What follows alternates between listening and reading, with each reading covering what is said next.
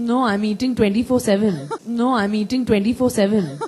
You're not keeping any rozas as such? No, and not at all. अस्सलामु अलैकुम दोस्तों, भारत और पाकिस्तान में मुख्तलिफ मज़ाहिब के लोग बसते हैं जिनके दरमियान अक्सर रिश्ते भी हो जाते हैं। अक्सर हिंदू लड़कियां मुसलमान लड़कों से शादी कर लेती हैं, जबकि मुसलमान लड़कियां गैर मजहब से शादी कर लेती हैं। इनमें अक्सर ख़वातीन को अपना मजहब छोड़ना पड़ता है। ताहम इस्लाम में अपना मजहब छोड़ने की इजाज़त नहीं है, जिसकी वजह से मुसलमान लड़की से शादी करने के लिए दीगर मज़ाहिब के लोगों को मुसलमान होना पड़ता है। कुछ केसेस में यूं भी होता है कि मियाँ बीवी अपने अपने मजहब में रहते हुए जिंदगी गुजारते हैं। उन्हीं में से एक केस सैफ अली खान और करीना कपूर का है। ये दोनों भारत की मशहूर फिल्मी शख्सियात हैं। चंद साल पहले उनके दरमियान शादी का रिश्ता हुआ। उनके 2 बच्चे भी हो चुके हैं जिनके नाम मुसलमानों वाले हैं। ताहम चंद दिन पहले करीना कपूर से जब सवाल किया गया कि क्या आप रोजे रखती हैं या इस्लाम को फॉलो करती हैं, तो उन्होंने जवाब दिया कि मैंने शादी सैफ अली खान से की है, उसके दीन से नहीं। करीना कपूर का ये पूरा बयान सुनिए,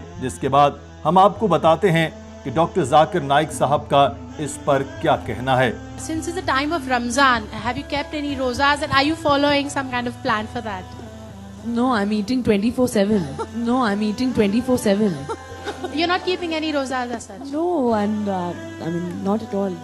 दोस्तों, सैफ अली खान और करीना कपूर की जिंदगी का तनाजुर में डॉक्टर जाकिर नाइक से एक सवाल पूछा गया। सवाल पूछने वाली लड़की हिंदू थी। लड़की ने सवाल किया, जब एक मुसलमान लड़के और हिंदू लड़की में शादी हो जाए, एक ही घर में लड़का नमाज पढ़े और लड़की पूजा करे, तो क्या ये जायज है या नहीं? Why can't a Muslim girl get married to a non-Muslim guy and still follow Islam?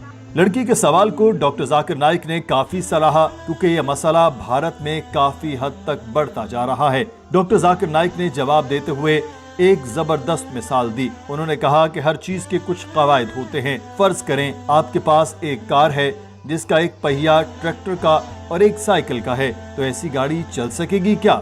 The logical reason, sister, is that in a car or in a vehicle, if one tire is of a bicycle and the other tire is of a truck, so will the vehicle run? But naturally no. All the 4 tires should be equal. Doctor Zakir Naik ने इस हवाले से कुरान पाक की आयत का तज़किरा किया। उन्होंने बताया कि सूरह बकरा की आयत नंबर 221 में अल्लाह ताला फरमाते हैं, आप यानी मुसलमान मुशरिका औरत से शादी नहीं कर सकते जब तक वो ईमान न ले आए, जबकि एक ईमान लाने वाली औरत चाहे जितनी भी बदसूरत हो, एक मुशरिका औरत से बेहतर है।